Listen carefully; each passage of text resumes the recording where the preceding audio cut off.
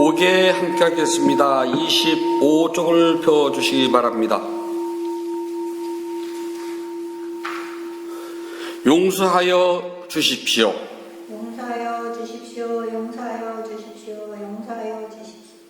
몸으로 지은 업, 입으로 지은 업, 마음으로 지은 업, 이 세 가지로 인한 모든 허물이 사라져서 병없이 수명이 장수하고 위험이나 원수가 없어지고 좋은 선업의 결과만 생겨서 이러한 이익으로 붓다 보배, 담마 보배, 쌍가 보배라는 높고 귀한 세 가지 보배와 오늘 스님께 질한 마음으로 두 손 모아 교만을 없애고 존경을 다하여 합등하여 배우고 예배를 올립니다.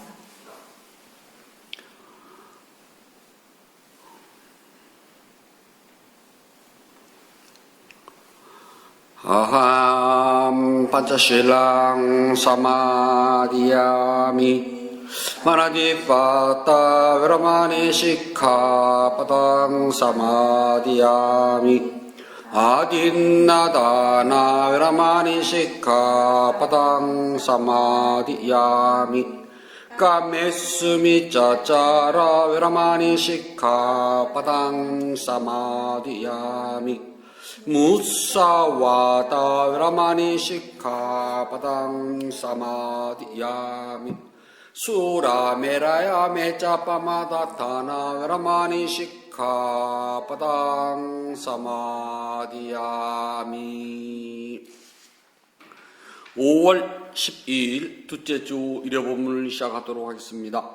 부처님 말씀 함께 하겠습니다. 사유타 니까야 1권 29번 네 바퀴경 2번 구절입니다. 4개의 바퀴와 9개의 문을 가져 탐욕으로 채워줬고 4개의 바퀴와 9개의 문을 가져 탐욕으로 채워줬고 꽁꽁 묶여 있으며 진흙에서 생겨나왔습니다.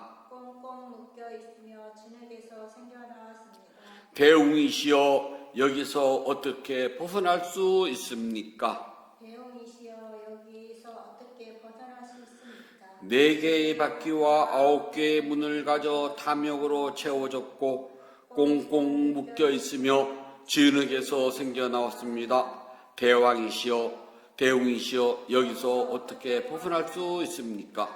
4개의 바퀴와 9개의 문을 가져 탐욕으로 채워져 있고 꽁꽁 묶여 있으며 진흙에서 생겨나왔습니다. 대웅이시여 여기서 어떻게 벗어날 수 있습니까? 대웅은요 부처님을 이렇게 부처님 당시 때 부처님을 부르는 명칭 중에 하나가 또 대웅이라도 있는데요. 원래는 대웅이라는 말은 경전에는 많이 나오질 않아요. 보통 부처님은 자신을 부를 때는 나 열에는 그러고요. 제자들이나 신도들은 세존이시여 그렇게 불렀거든요. 근데 이제 대웅 그러면 마하비라시여 위대한 영웅이시여 그런 뜻인데 주로 자이나에서 많이 사용을 했습니다. 그러니까 부처님은 꼭 우리 불교 신자들 제자들만 있는 것이 아니라 다른 믿음을 갖고 있는 사람들도 부처님에게 와서 존경을 표시하고 부처님에게 자신이 의심하고 있는 걸 질문하고 했거든요. 그래서 여기서 보면 대웅이시여라는 표현도 나게 됩니다. 우리나라에서는 부처님이 계신 집을 대웅전이라고 그러잖아요. 원래 부처님이 계신 집은 마하비라 대웅이 아니라 세존이라 맞아요. 바가범이라고요. 아무튼 경전에서는 이렇게 나온답니다. 한국 사람들 취미 중에서 제일 많은 취미가요 등산이랍니다. 이렇게 돈도 많이 안 들고요. 또 일주일에 한 번 자연에 나가서 자연과 함께 휴식을 즐기는 것도 뭐 좋다고 그래요. 그래서 주말이나 공휴일이 되면은 산 입구에는 형형색색의 등산복을 입고 장비 가방을 들면 사람들이 3, 4, 5 정말 많이 짱이 모이고 있어요. 저희는 스님들은 대부분 이제 산에 많이 사니까 휴일이 되거나 일요일이 되면은 등산 오는 사람들로 인산인해를 이룬 경우도 많이 보고 살았답니다. 그래서 점잖게 산에 올라가는 등산하는 분도 계시지만은 정말 산에서 해서는 안 될 집 사는 산쟁이들도 많아요. 그런가 하면은 산을 끝까지 올라가는 사람도 있지만은 중간 골짜기에서 돗자리 피고 그냥 니나노 하고 놀다가 때가 되면은 가는 사람도 있답니다. 근데 산에 가면은 그래도 꼭대기까지 올라가는 것이 그래도 묘미가 있잖아요. 꼭대기까지 올라가야지만에 그 산에 올라가는 성취감도 있고 또 보람도 느낀다고 한답니다. 산이 거의 없는 평지 나라들도 있어요. 그런 나라에서는 산이라는 개념을 그렇게 크게 두질 않아요. 또 그런가 하면은 산에 가려면 차를 타고 몇 시간씩 달려나가야지만이 좀 언덕 같은 산을 볼 수 있는 나라도 있는데 우리나라에서는 어디를 가든지 눈만 돌리면 산이 천지예요. 그리고 우리나라 산은 그렇게 사람으로 하여금 위압감을 주는 그런 산이 아니고 그저 만만해. 동네 앞산 뒷산 그냥 마음만 먹으면 올라갈 수 있는 산들이 태반이기 때문에 한국 사람들의 산은요 정말 만만해요. 네팔 히말라야를 가잖아요. 거기서는 있잖아요. 산 꼭대기에 눈이 쌓이지 않으면 산이라 그러질 않아요. 그냥 언덕배기에 불과합니다. 4,000m 정도는 그냥 언덕이에요. 그런데 4,000m가 그냥 그 사람들은 우습지만 있잖아요. 새벽에 나가서 그런 산을 보잖아요. 4,000, 5,000, 6,000 이런 산들을 보게 되면은 정말 그 산 기운에 사람이 눌려요. 무섭답니다. 근데 우리는 그렇게 막 산 기운에 눌릴 정도로 그렇게 무서운 산은 별로 없어요. 그냥 다들 만만해요. 꼭대기 쳐다보면 아이 작가지 그쯤이야 아침 먹고 올라가서 점심 먹으면 내려오지 그런 생각들 하거든요. 그럼 만만하지만요. 산은 올라가면 끝나잖아요. 올라가면 반드시 내려와야 한답니다. 꼭대기 올라서 산 사람 없잖아요. 올라가면 잠시 머물다가 바로 내려와야 돼요. 그래서 등산은 산 꼭대기에 올라가서 정복한 것이 끝이 아니라 내려와야지만 끝난답니다. 즉 출발 지점으로 다시 내려와야 돼요. 그래야지 등산은 끝난답니다. 그래서 등산은 올라갈 때에 자신이 가진 힘 60%를 쓰고 내려올 때 아껴놨던 힘 40%를 써야지만 안전하답니다.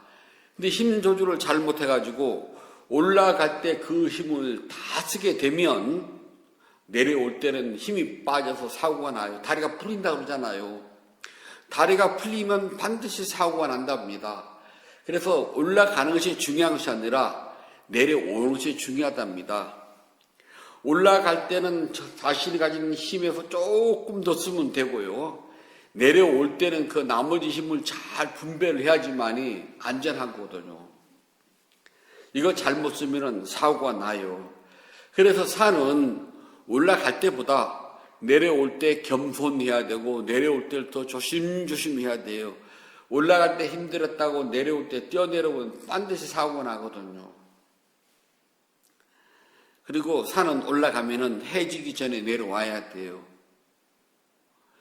산에 사는 저희야 산에 올라가야지만이 우리 집이 있으니까 괜찮아요. 그런데 산에 살지 않는 사람들은 화전민이야 그렇겠지만은 보통 사람들은 올라가서 일을 봤다면 무조건 내려와야 돼요. 그리고 예전에 우리나라는 호랑이도 많았잖아요. 호랑이, 표범, 늑대가 득식을 하던 나라였거든요. 괜히 해질 무렵 산에서 잘못 얼씬거렸다가는 죽기 딱 좋아요. 그래서 해끼 있을 때 내려와야 되거든요. 저희가 어렸을 때 어른 스님들이 해끼 있을 때 다니라고 그래요. 해 떨어지고 나서 절에 오지 말고 해끼 있을 때 다녀라. 그래서 전 지금도 어디 나가면은 가급적이면은 밤에 절에 안 들어와요. 그래도 해끼가 노루 꼬리만큼 남든 토끼 꼬리만큼 남든 남을 때 절에 들어오려고 그러지 똑 떨어져서는 안 들어요. 똑 들어오면 컴컴한데 괜히 그 어설프고 서글프잖아요. 근데 직장생활하는 분들은 어쩔 수 없이 채가 똑 떨어져야지 집에 들어가는데 집에 들어갈 때 방귀는 하나 없고 불 다 꺼져 있고 그럼 뭐 좀 그렇지 않나요? 하도 뭐 오래 해가지고 습관돼서 괜찮아요 그러지만 어느 날은 몸도 좀 으실으실 춥고 비도 부실부실 오고 바람이라도 휘잉휘잉 불고 할 때 그 서늘한 불 꺼진 집을 내 집이지만 딱 들어가면은 좀 그렇잖아요. 산도 마찬가지랍니다. 올라가면은 햇기 있을 때 내려와야지만 안전해요. 해 떨어지면은 위험하거든요.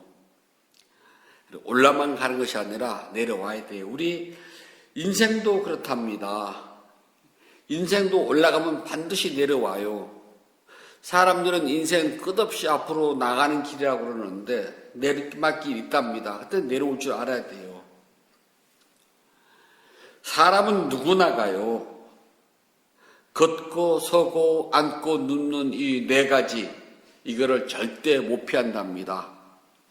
물론 어디를 크게 다쳐가지고 서 있지 못하고 앉았지 못하면 누워야 되지만은 여기서 말하는 것은 정상적인 좀 사람을 말한답니다. 그래서 두 다리로 서 있는 사람이라면 반드시 걷고 서고 앉고 눕고 하는 이 동작을 절대로 피할 수가 없답니다. 그래서 이걸 보고 네 개의 바퀴를 굴린다고 이야기를 해요. 이 네 개의 바퀴는 죽어야지만 끝난답니다. 살아있으면은 이거 정말 피하지 못해요. 그래서 이 앞에서 경제리는 네 개의 바퀴와 9개의 문 그러잖아요. 이 네 개의 바퀴를 사람이 갖는 네 가지 자세, 그래서 짜투, 네 가지란 소리입니다. 이리야 빠따 자세랍니다. 네 가지 자세. 그래서 우리는 잘 때는 눈을 감고 누워있지만은 아침에 눈을 딱 뜨면 앉아야 돼, 제일 먼저요. 앉으면 그 다음에 서야 돼요. 그 다음에 걷습니다. 누워있는 데서 갑자기 서서 그럴 수는 없거든요. 이게 차례대로 누우면 앉고, 앉으면 서고, 서면 걸어요. 눕기 위해서도요, 걷던 몸이 서야 되고, 앉아야 되고, 그리고 눕지, 막 갑자기 걷다 말고 딱 못 누워요. 뭐, 갑자기 몽둥이를 맞거나 그러지 않는 다음에야 정상적일 경우에는 이 네 가지가 항상 순차적으로 벌어진답니다. 누운 사람은 먼저 앉아야 되고, 그 다음에 서야 되고, 그리고 걷습니다. 걷는 사람이 누우려면은 서야 되고, 서서는 앉아야 되고, 앉아야지 누워요. 그래서 이 네 가지 바퀴를 네 가지 자세라고 이야기를 한답니다. 죽어야지만이 멈춰요. 다음에는 9개의 문이는요, 눈 2개, 귀 2개, 콧구멍 2개, 6개잖아요. 입, 항문, 성기에서 9개인데 인간의 감각기관과 생식기관의 9개의 문을 말한다면 이걸 보고 뭐라냐면은 나와 부와라 그래. 9개의 문. 이것은 받아들이는 느낌이 첨답하죠. 눈은 보는 것으로서 받아들이고 귀는 소리를 받아들이고 눈은 빛깔과 모양을 받아들여. 그래서 문이에요. 그러니까 눈을 감고 있으면 안 보이는데 문을 열면 빛깔과 모양이 들어와요. 귀를 막으면 아무 소리가 안 들어오는데 귀를 열면 소리가 들어와요. 코를 막으면 향기가 안 들어오는데 막은 코를 열면 향기가 들어와요. 그처럼 문은 열고 닫는 것은 문이거든요. 우리의 눈, 귀, 코, 이 몸, 눈, 귀, 코 그런 것들은 문과 같아서 내가 막으면 아무것도 안 들어오고 내가 열어야지만이 빛깔과 모양이라고 하는 대상이 들어오기 때문에 부처님께서는 문이라고 말씀하셨답니다. 다음은 진흙구덩이. 이 진흙은요, 어머니 배 쪽에서 10달 동안 머무르는 자궁을 말해요. 마치 진흙으로 만든 방과 같답니다. 그 축축하고 물기 많은 데서 우리 10달간 머무르고 있거든요. 그래서 마투 어머니예요. 마투 꾸찌 구덩이랍니다. 사람은 누구나가 어머니의 자궁이라고 하는 태를 이용해서 세상에 나와요. 그래서 누구를 막론하고 10달 동안 여기에서 머물러야 된답니다. 그래서 10달 동안 여기서 머무르던 표시로 아이가 태어날 때 그냥 뽀송뽀송하지 않잖아요. 물만 묻은 게 아니잖아요. 태지가 묻잖아요. 이 10달 동안 진흙 구덩이에서 있었다는 뜻으로 진흙을 묻혀서 나온답니다. 그것을 우리가 태지라고 그래요. 기름으로 닦아지만 닦이잖아요. 태지는요. 태어난 사람은 누구를 막론하고 중간에 포기해서는 안 돼요. 중간에 포기하는 걸 우리가 스스로 자신의 생을 끝냈다고 해서 자살이라고 그래요. 불교에서는 자살은 죄악입니다. 어떤 일이 있어도 해서는 안 돼요. 자기 스스로 목숨을 끊어서는 안 된답니다. 단 하나, 아라한의 도와 과를 성취한 사람이 이 세상의 모든 업을 다 끝내고 마지막에 이 몸에서 받는 육체의 고통을 마지막까지 받아야 되거든요. 이것을 버리기 위해서 가는 사람은 부처님께서 그런 사람은 말하지 않지만은 그 나머지는 어떤 경우에서도 자살은 해서는 안 된답니다. 왜냐하면 우리 모두는 내가 수없는 유언의 성에서 받아야 될 나의 행위의 결과 업을 가지고 있어요. 근데 자살은 내가 이번 생에 완주해서 받아야 할 업을 내가 내 멋대로 끊어버린 거거든요. 그러면 요 업은 그대로 남았어요. 다음 생에 플러스 알파로 또 받아야 돼요. 그래서 우리는 이 세상에서 태어난 이상은 삶은 완주를 해야 된답니다. 중간에서 절대 끝내서는 안 돼요. 우리가 이 세상에 태어나서 살아가는 동안 이 삶이라는 거는요, 등산처럼 반환점이 없답니다. 등산은 꼭대기에 올라가는 것이 목적이지만은 그 꼭대기가 바로 반환점이랍니다. 내려와야 돼요. 앞으로 내려오든 뒤로 내려오든 옆으로 내려오든 내려와야 돼요. 올라간 길은 이 길이지만 내려간 길은 저 길이 될 수도 있습니다. 하여튼 내려와야 돼요. 등산의 특징은 내려온다는 것. 그러나 우리의 삶은요, 반환점이 없답니다. 어디가 중간인지 몰라요. 단지 우리는 완주를 해야 된다는 것밖에 없답니다. 내 삶이 여기쯤이야. 그래서 여기서 내가 돌아가 알면 얼마나 좋을까요? 근데 몰라요. 저희가 어렸을 때 어른 스님들이 저희가 이제 뭐라고 하면은, 야, 성찬아, 내가 앞으로 얼마나 살겠니? 그 말씀을 많이 하셨답니다. 그때는 환갑만 돼도 아주 상노인 취급 받았어요.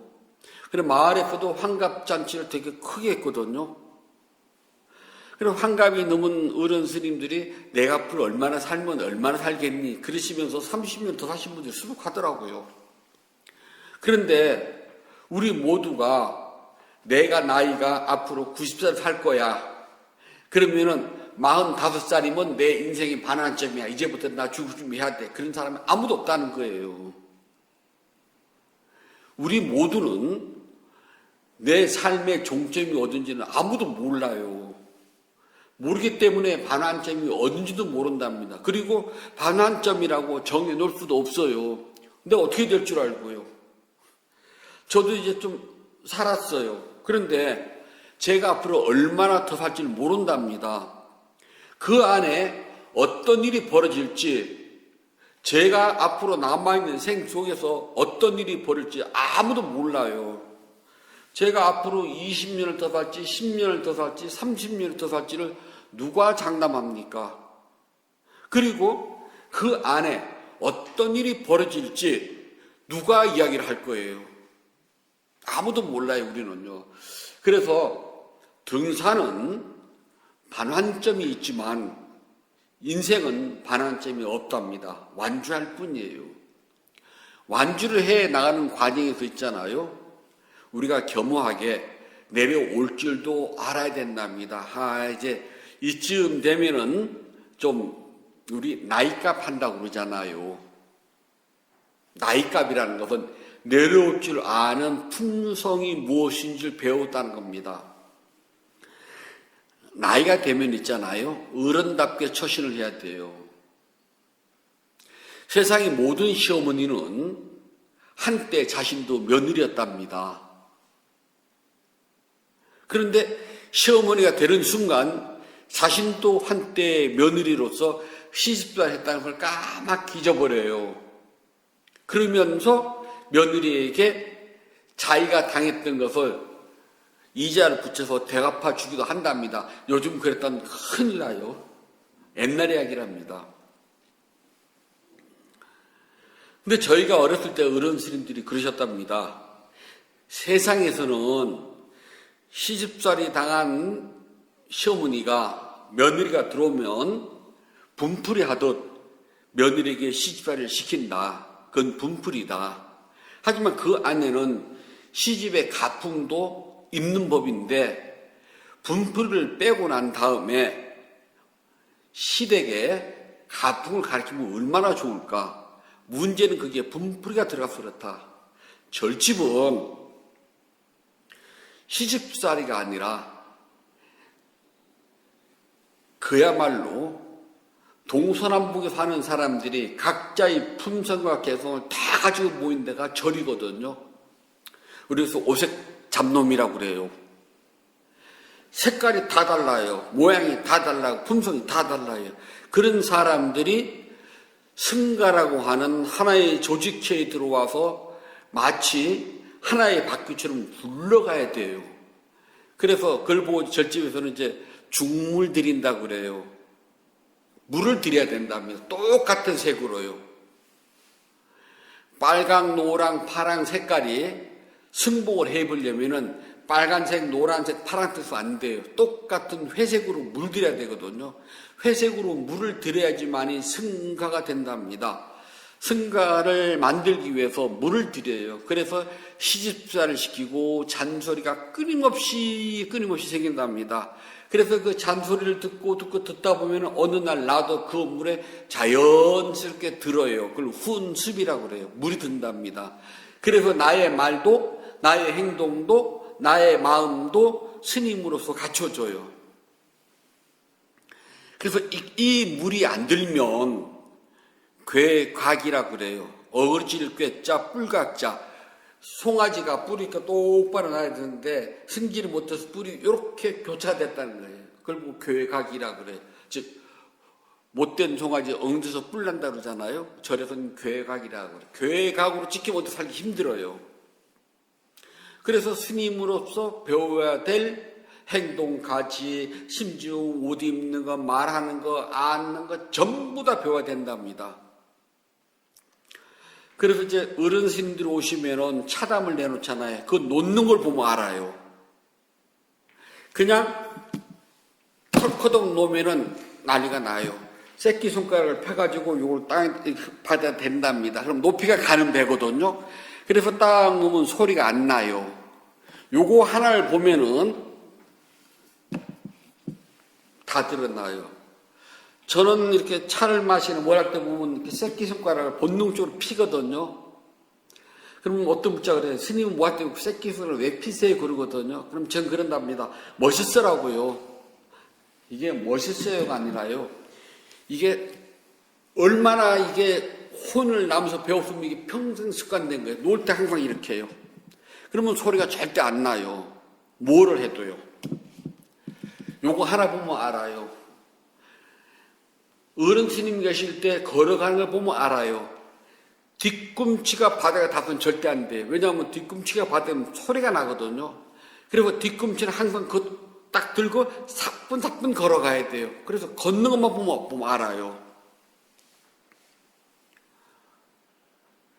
그래서 두 가지만 보면은 제대로 물이 들었는지 물이 안 들고 시건방진 괴각인지가 드러난답니다.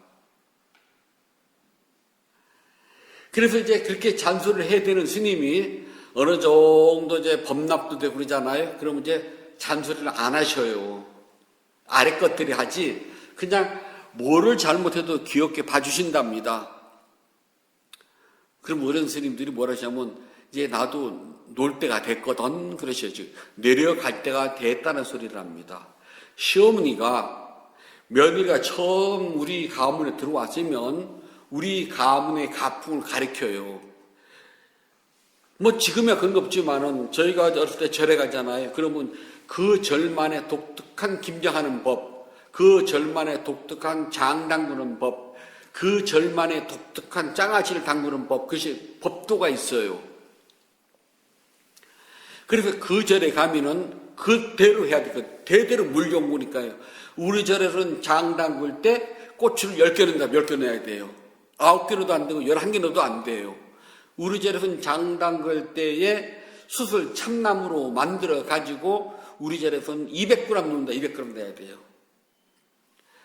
김치를 썰잖아요, 김장김치를요. 절마다 써는 것이 있어요. 우리 절은 5cm다. 딱 5cm야 돼요. 5.1cm도 안 돼. 자로 잰 듯이. 그래서 옛날 절집 보면 도마에 보면은 이렇게 금이 그져 있어요. 그게 썰어는 그거 딱딱 맞춰서 썰어나는 표시랍니다. 그대로 안 하면 법도가 무너졌다고, 법도가 난리가 난답니다. 그래서 절을 옮길 때마다 그걸 배워야 돼요. 그걸 보고 째라 그런답니다. 우리 절 째가 있어, 가풍이. 똑같이 된장찌개를 끓여도 있잖아요. 어떤 절에서는 된장을 풀면 난리가 나요. 그냥 그대로 똑 떠서 딱 집어넣고 그냥 빠르르 끓여야 돼요. 어떤 절에서는 채로 이렇게, 지금은 채지만 옛날에는 그 조리 있잖아요. 그걸 이렇게 풀었거든요. 풀어야 돼요. 그리고 콩 덩어리가 나오면 그거를 다 숟가락으로 으깨가지고 다시 풀어서 넣어야 돼요. 그러니까 하나도 없게요. 으깨면 된장은 뜰보요. 그래서 똑 떠서 넣으면은 보기는 안 좋아요. 콩 덩어리가 있으니까. 보기는 안 좋은데 뜰지가 않아요. 그런데 으깨면 뜰보요. 그래서 뭐 다시마를 좀 넣든 표고를 좀 넣든 뭐 넣어야 돼. 그래서 뜰맛이 사라지거든요. 그래서 저희가 조금 더 가서는 그 만능 조미료 미원, 삼성에서 조미료에서 너무 그 탐이 나니까 미풍을 만들었답니다. 삼성 반기회사에서. 근데 미풍 사장님, 사모님도 가게 가서는 미풍 달라고 안 한다네. 미원 주세요 그러지. 우리 지금도 미원이잖아요. 그래서 삼성에서 뿔딱지에서 만든 것이 다시다랍니다. 그래서 이제 미원에서는 그 대학에서 만나를 만들었어요. 우리 만나는 안 찾잖아요. 다시다 찾죠. 그때 미원을 어른순들이 요만한 비닐봉지에 사주셔서 조금만 넣어라. 그 젓가락으로 찍어서 이렇게. 그것만 넣으면 된장찌개가 확 달라져요. 맛이 세상에. 그래도 그 절의 가풍에 따라서 그냥 떠서 넣느냐, 으깨서 넣느냐, 차이가 확 납니다. 그래서 그냥 넣는 절에 가서 풀면 난리가 나고, 푸는 절에 가서는 그냥 넣으면 난리가 나요. 배운답니다. 어떤 절에서는 콩나물을 펄펄 끓는 물에 데쳐가지고 꺼내서 무쳐요. 그래서 그 콩나물 삶은 그 국물을 버리지 않고 거기다가 뭐 다른 국을 끓여요. 어떤 절에서는 그것을 반드시 채반을 받쳐서 쪄야 돼요. 무치면 안 돼요. 맛이 다르답니다.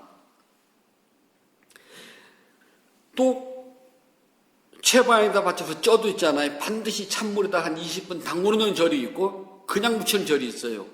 근데 냉부에다 담그놓으면 그것이 물을 빨아야 되는 탱탱하거든요. 그런데 쪄서 바로 무친 절은 탱탱하진 않는데 물맛은 없어요. 그거를 칼날처럼 지켜야 된답니다. 어떤 절에서는 시금치를 푹 삶아야 돼요. 어떤 절에서는 끓는 물에다 탁 해서 바로 꺼내야 돼요. 그걸 째를 배운답니다. 그게 어긋나면 난리가 나요. 법도가 무너졌다고. 자, 여자가 결혼해서 시댁을 가게 되면은 시댁에서의 음식하는 법, 실행 만에 그걸 배워요. 그걸 가풍이라고 그런답니다. 그래서 최소한 3년 동안 시어머니한테 그걸 배우고 난 다음에 시어머니가 봤을 때에 저 정도면은 니네 집 했던 거 잊어버리고 우리 집에 것만 익혀졌지? 그래서 살림을 따로 내줍니다. 그걸 재금 난다고 그러잖아요. 재금을 내줘요. 재금을 놨다는 소리는 이제 우리 집 사람이 됐다는 표시랍니다. 요즘 그랬다면 이혼각이니까 큰일 나요. 결혼하자마자 바탕 내보내야 돼요. 그래서 지금은 법도라는 것이 없어요. 내려올 준비라는 건 있잖아요. 시어머니가 3년쯤 며느리를 이제 달달달달 볶아가지고 우리 집 식구로 물을 들였으면은 그 다음에 내려놓는답니다. 이제 잔소리 그만하고 우리 집 거 더하기 니네 집 걸 조금 섞어도 말 안 할게. 처음에는 니네 집 배우고 섞으면 큰일 나요. 우리 집 것만 해야 돼. 그래서 며느리가 점차 나이가 먹고 우리 집 됐으면 이제 그때는 응용을 해도 뭐라고 안 해요. 세상 모든 일은 있잖아요. 때가 되면 내려놓을 줄 알아야 돼요. 그래서 예전에는 이제 며느리를 이제 3년간 달달달달달달달 볶아가지고서 우리 집 물이 들었잖아요. 딱 봤을 때 이제 제사를 칠 수가 있고 손님을 맞이할 수 있어요. 그럼 제사를 치르고 손님을 맞이할 때 우리 집 방식대로 음식을 한다는 소리예요. 그게 합격을 했어요. 그러면은 시어머니가요, 안방을 내주고 쌀꾀 열쇠, 곡간 열쇠를 며느리한테 물려줍니다. 그리고 시어머니는 안방을 안 차지해요. 물러나요. 뒷방으로. 그거를 제때에 맞춰서 잘하는 시어머니는 대접받는 시어머니예요. 그걸 못하면 며느리가 고달퍼져요. 사람은 때가 되면은 뒤로 한 발자국 빠질 줄 알아야 돼요. 인생은 반환점이 없답니다. 완주를 하는 것밖에 없어요. 완주를 하되 힘 좋은 뒷사람한테 내가 슬쩍 빠져줘야 돼. 진로 방해 안 하고요. 먼저 갈 수 있게. 그게 내려올 줄 아는 사람이랍니다. 쉽지는 않아요. 며느리들하고 사이가 따분따분 좋아요. 우리 집 와서 하는 걸 유심히 본 적이 있어요. 시켜먹는 거 말고. 옛날에 저희가 이제 개구로 가잖아요. 요즘은 그런 사라졌는데, 그러면 처음에 3일 동안은요, 예불을 안 나오고 아무 말 안 해요. 밥만 먹을 권리가 있어요. 먹고 자야 필요하니까 걸어 다녔잖아요. 3일이 딱 지나면 안 돼요. 그럼 3일이 지나면 내가 할 일을 해야 돼요. 청소를 하든 뭘 하든. 그러면은 눈치껏 이런 거 쳐다보고 밥때가 되면 절집은 이제 부엌을 후원이라고 그래요. 후원으로 가서 뭐 도와드릴까요? 그러면 설거지를 해주든 야채를 씻든 해야 돼요. 건방지게 칼 잡으면 안 돼. 그 집 법도가 있잖아요. 그 절 법도가. 그러면 이제 바쁘면은 원조 스님이 실컷 쳐다보고서 뭐 할 줄 아냐고 물어봐요. 그러면 뭐 잘하지는 못하지만 배웠습니다. 할 줄 압니다가 아니에요. 배웠습니다. 또는 못 배웠습니다. 둘 중에 하나예요. 할 줄 안다 그러면은 건방지거든요. 나도 어느 스님이잖아요. 그래서 예를 들어서 콩나물 칠 줄 아냐? 그러면 배웠습니다. 그러면 어떻게 배웠냐? 어떻게 하는 방식이냐고 물어봐요. 그러면 저는 삶는 방식입니다. 저는 찌는 방식입니다. 저는 쪄가지고 바람칩니다. 저는 쪄가지고 물에 담궜다가 이렇게 합니다. 그러면은 우리 절에서는 콩나물 무칠 때 이렇게 해라. 또는 한번 네가 배운 방식대로 한번 해봐라. 새로운 맛 좀 보자. 라고 할 때 하는 것이지, 할 줄 안다고 해서 내 방식대로 하면은 난리가 나요. 그래서 젊은 스님들한테 그런 걸 가르쳐 주려고 하면은 가르쳐 줄 젊은 스님이 없네. 그리고 나이 40, 50인데 뭘 가르치겠어요. 그 사람들한테. 다 우리 꼭대기로 지금 헬리콥터 타고 뱅뱅뱅뱅 돌고 있는데요. 그래서 절집도 이제 법도가 무너졌어요. 올라가지도 않은 사람들이 이미 올라갔다 생각하고서 지금 반환점 돌고 있다니까요. 삶이라고 하는 것은 반환점이 없어요. 완주할 뿐이랍니다. 완주를 하되 뒷사람들한테 비켜줄 줄 알아야 된답니다. 그게 슬기로워요. 그런데 종점을 향해서 우리는 죽음이거든요. 열심히 가다 보면은 내 마음대로 되는 일이 없어요. 내 마음대로 되는 일은 극히 드물답니다. 매사가 다 내 마음에 안 드는 게 태반이에요. 뭐가 내 마음에 들겠습니까? 그래서 내 마음에 안 들기 때문에요. 우리는 화딱지가 나요. 그걸 경전에서는 째찌라고 합니다. 여기 보면은 나드비, 째찌기예요. 째찌를 치면 아파요. 아프면은 화가 난답니다. 그래서 내 마음에 욕심이 되지 않으면 욕심이라는 째찌기 나를 때려요. 나를 때리면 화가 난답니다. 이 화를 증오라고 이야기를 해요. 여기 보면 우빠나하 그러는데요. 이 증오는 그냥이 아니라 한문으로는 미워할 증, 싫어할 오거든요. 미워한다는 뜻인데 원뜻은요. 미워하는 정도가 아주 심한 것. 그냥 미워할 정도가 아니라 너무 미워해요. 이걸 증오라고 한답니다. 우리는 한문으로 증오 그러면 그냥 미워함, 싫어함 정도인데요. 원뜻으로 보게 되면은 우파나하 미워하는데 정도가 좀 세요. 이걸 우리는 증오라고 한답니다. 증오가 일어나기 전에, 즉 미워함, 아주 미워함이 일어나기 전에 먼저 생기는 뭐냐면 분노가 생겨요. 이걸 까바라 그러는데요. 화가 났다는 소리예요. 분노. 여기서는 화가 난 겁니다. 먼저 욱 하고 뭐가 쭉 올라와요. 이게 올라오고 나야지 증오가 생기거든요.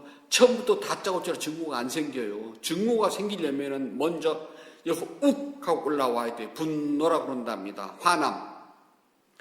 이게 생기고 난 다음에 사그러 들으면 괜찮은데 이게 안 사그러 들어요. 생각해 보니까 또 괘씸해. 뒤돌아보니까 또 화가 나. 문 열다 보니까 화가 또 나요. 요떤 걸 증오라고 그래요.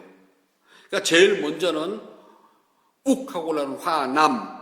이 화남이 시간이 지나도 풀리지 않고 맺혀 있어요. 이것을 우리가 뭐냐? 증오라고 그래요. 근데 이 증오가 시간이 더 지나요.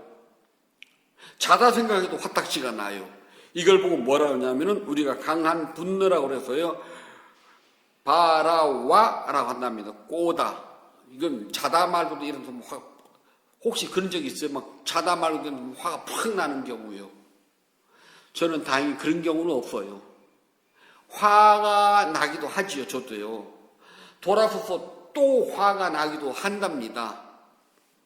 그러나 자다 말고도 한번 화가 날 정도로. 하지만 저 뒤끝 있어요. 저 뒤끝 되게 많습니다. 안 잊어버려요. 은혜는 반드시 갚고 원한은 반드시 갚아줘야 돼. 이것을 보고 우리가 강한 분노라고 그래요. 뒤끝이 있는 거예요. 안 좋다면 정신 건강이 안 좋아요. 욱하고 올라오는 것, 분노. 이 분노가 시간이 지나고 또 생각해보면 화가 확 나요. 이걸 증오. 그런데 시간이 지나갔는데도 정말 다른 걸 하면서도 그 생각이 떠오르고 자면서도 떠오르고 밥 먹으면서 떠올라요. 그 정도로 막 화가 막 솟아나요. 이것을 강한 분노라고 한답니다. 이 세 가지가 같이 묶여 있어요. 이것들이 왜 생기냐면은 처음에는 아주 작은 바램, 우리가 소망이라고 그래요. 소망은요, 아짜라고 그래요. 이것은 아주 작은 거야. 배고파, 밥 먹으면 좋겠네. 아이고 갈증나. 물 한 모금 마시면 좋겠네. 크지는 않아요. 아우 너무 더워. 좀 그늘 없어? 그럴 때에 요즘 그 건널목 보면 이렇게 햇볕 가림막 있잖아요. 그 밑에만 들어도 좀 기분이 위로가 되잖아요. 이렇게 소소하고 작은 것. 좀 일하다가 커피 한 잔 마셨으면 좋겠네. 그냥 안 마셔도 되지만 그 생각이 딱 떠올라요. 왜 그럴 때 있잖아요. 막 이렇게 음식을 하다가 갑작스럽게 나도 모르게 짜증이 탁 올라오고 아이고 그럴 때 혹시 있으면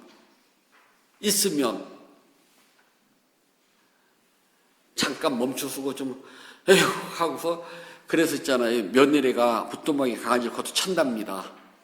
그 시어머니 들으라는 소리거든요. 그러면 좀 가라앉아요. 그것처럼 그냥 별것 아닌 일상생활에서 일어나는 소소한 소망, 욕망 이러지 않아요. 이 소망은 우리가 뭐라냐면 이자라고 그래요. 이것이 조금 더 커지면은요, 욕심이 돼요. 욕망, 탐욕. 그래서 이거를 로바라고 그래요. 그래서 처음부터 갑자기 로바가 생기는 건 아니에요. 처음에는 이자라고 하는 아주 조그마한 데서 시작이 돼요. 이것이 한 개, 두 개, 세 개, 네 개가 뭉쳐진답니다. 뭉쳐지면은 이것이 로바로 변해요. 로바가 되면은 못 이루면 화딱지가 나요. 소망, 이자는 있잖아요. 못 이루어도 화딱지가 안 나요. 아우, 너무 더워. 아, 왜 이렇게 더워? 그러다가 괜히 은행이라도 쑥 들어가면 바람이 쫙 나와도 시원하잖아요. 바람 쐬고 나가도 되잖아요. 그리고 이거는 이루어지지 않는다고 그래가지고서 막 마음에 상처를 받거나 그런 것도 없어요. 그냥 그리느냐 넘어가요. 그러나 이것이 몇 개가 모이고 이것이 오래되고 하면은 그 다음에 로바가 돼요. 이것은 이루어지지 않으면 화딱지가 나요. 이게 이루어지지 않으면 정말 여러 가지 일이 벌어져요. 이자가 아니라 로바가 무서운 건데 부처님은 이자서부터 알아차렸지만 로바가 다스려져요. 이자를 놓치면 로바는 힘들어요. 탐욕의 특성은 움켜쥐는 거랍니다. 내 것이에요. 모든 욕심은 움켜져, 내 것. 그리고 움켜쥐지 않으면 직성이 안 풀려요. 뭐가 되든 움켜져야 돼. 그래서 내 것, 내 가족, 내 아들, 내 딸, 내 집, 내 것, 내 것이 돼야 돼. 내 것이 안 되면 안 되는 거예요. 그래서 로바의 특징은 움켜집니다. 이 자는 아직 움켜지지는 않았어요. 움켜쥐려고 하는 마음이 조금 일어난 것 뿐이고 로바는 움켜진 겁니다. 내 것이에요. 움켜지지 못한 건 미래라도 움켜져야 돼요. 지금은 없어요. 지금은 내가 집도 절도 없지만은 언젠가는 나는 집도 절도 있어야 돼. 미래에 나에게 다가올 어떤 형태인지 모르지만 다가올 나의 집, 내 집을 움켜쥐고 있는 겁니다. 이게 로바입니다. 지금은 손자가 없어요. 하지만 언젠가는 나도 할머니 소리를 들어야 돼. 손자가 있어야 돼. 그럴 때 보이지도 않고 형체도 없지만은 나의 마음속에는 이미 내가 손자라고 하는 것을 움켜쥐고 있다는 겁니다. 이걸 로바, 탐욕, 이걸 말한답니다. 지금 없어요. 지금 있는 것뿐만 아니라 지금은 내 눈앞에 아무것도 없지만은 미래에 올 것까지 포함된 겁니다. 그래서 무섭다는 거예요. 미래에 어떻게 올 줄 알고 못 움켜쥐면 그때는 어떡하려고. 탐욕은요, 등산하는 사람이 자기 몸이 좀 이상하면은 포기하고 내려올 줄 아는 것과 똑같은 용기랍니다. 이 용기가 있어야지만 탐욕을 버릴 수가 있어요. 그 용기가 없으면 탐욕을 못 버린답니다. 높은 산을 히말라야로 올라가잖아요. 그럼 고산병을 겪을 수가 있어요. 고산병이 왔을 때는요, 이유를 불문하고 전날 잤던 대로 내려가면은 나아요. 근데 욕심을 부리고 올라가잖아요. 그러면 반드시 대가를 지불해야 돼요. 심하면 죽음으로요. 그래서 높은 산을 올라가는 사람은 과감하게 뒤로 돌아서지 않은 것은 큰 용기랍니다. 욕심을 버리려면 놓을 줄 알아야 돼요. 근데 말은 쉬워요. 놓아야지. 그런데 어떻게 놓는가는 몰라요. 어떻게? 부처님은 우리에게 어떻게를 가르쳐 주셨답니다. 즉 알아차림이에요. 욕심이 생길 때 욕심하고 아는 거랍니다. 그래서 우리가 길 가다가 아우 더워 할 때 알아차렸습니다. 갈증이 생겨서 아우 시원한 물 한 잔, 그럴 때 우리는 먹고 싶음 하고 마음을 알았어요. 그 마음은 이자를 알아차린 겁니다. 이자를 알아차렸기 때문에 그 다음에는 로바를 알아차리기 더 쉬워요. 그렇게 알아차리다 보면은 어느 날 욕심을 놓을 줄 아는 욕심하고 그냥 버려요. 저건 나하고 관계가 없고 욕심. 혹시 어디 길 가다 그러신 적 있어요? 뭐 쳐다보고 어머 저거 좋은데 하고 욕심하고요. 성공한 겁니다. 그걸 보고 우리는 욕심을 버릴 줄 아는 용기를 가진 사람이라고 한답니다. 이 용기가 쌓이면은 반드시 머지않아 금생에 깨달음을 성취할 수 있답니다. 조금만 더 노력하시면 돼요. 평생 사람들은 오를 줄만 알지 내려올 줄 모른답니다. 즉 욕심을 보이지도 않는, 생기지도 않은, 어떤 것이 될지도 모르는 미래의 욕심을 움켜쥐고 평생을 걸어가다가 죽기보다는 한 번쯤은 그것을 놓아버리고 내려올 줄 아는 것이 정말 중요하답니다. 불자들은 욕망이라는 산을 끝까지 올라가는 완주를 하는 것이 아니라 욕망이라는 산에서 내려올 줄 아는 용기를 가진 사람이랍니다. 삶을 포기하는 건 절대 아니에요. 우리의 삶은 포기하지 않고 완주를 해야 된답니다. 단 우리의 삶은 반환점이 없어요. 대신 끝없이 밀고 나를 끌고 가고 있는 욕심으로부터 나는 놓아버리고 내려올 줄 아는 슬기로운 용기를 가진 사람이랍니다. 내려올 때 짐이 없으면 쉬워요. 그 짐은 욕심, 욕망, 갈애, 탕하라고 한답니다. 욕심으로부터 모든 걸 벗어버리고 홀가분하게 내려올 줄 아는 것도 필요하답니다. 부처님께서 말씀해 주셨습니다. 상해따니까야 1권 29번 네 바퀴의 경 3번 구절입니다. 채찍과 가죽끈을 자르고 소망과 탐욕을 끊어버리며 가래를 뿌리채 뽑아버리면 여기에서 벗어날 수 있노라. 채찍과 가죽끈을 자르고 소망과 탐욕을 끊어버리며 가래를 뿌리채 뽑아버리면 여기서 벗어날 수 있노라. 채찍과 가죽끈을 자르고 소망과 탐욕을 끊어버리며 가래를 뿌리채 뽑아버리면 여기서 벗어날 수 있노라. 5월 12일 둘째 주 일요 본문을 마치도록 하겠습니다. 법회 회양하겠습니다. 272쪽을 펴주시기 바랍니다.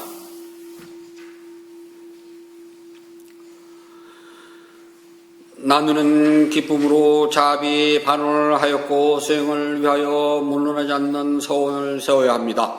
오늘의 수행이 계속 이어지길 서원하노니 제가 해탈구하면 곧바로 깨달음에 이르러서 허무한 사바 세계의 모든 욕망과 집착이 끊어지이다. 제가 만약 다시 태어나 살아오는 동안 모든 악업을 없애고 바른 마음 깊은 생각 참다운 지구와 청정한 노력이 충만하여 지이다. 단마에 위없는 힘과 저 노력과 실천하는 힘으로 어떤 마장도 제 가꾸지 않길 기원합니다. 부다와 더 높은 스승님 그리고 성스러운 쌍가의 힘으로 저의 마지막 탄생일지라도 마장이 절대로 접근하지 않기를 기원하나이다. 모든 선악 공덕을 고르게 나누어 가지소서. 사두 사두 사두. 모든 선악 공덕을 고르게 나누어 가지소서. 사두 사두 사두. 모든 선악 공덕을 고르게 나누어 가지소서. 사두 사두 사두.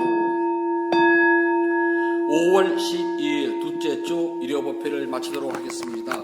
행복하세요.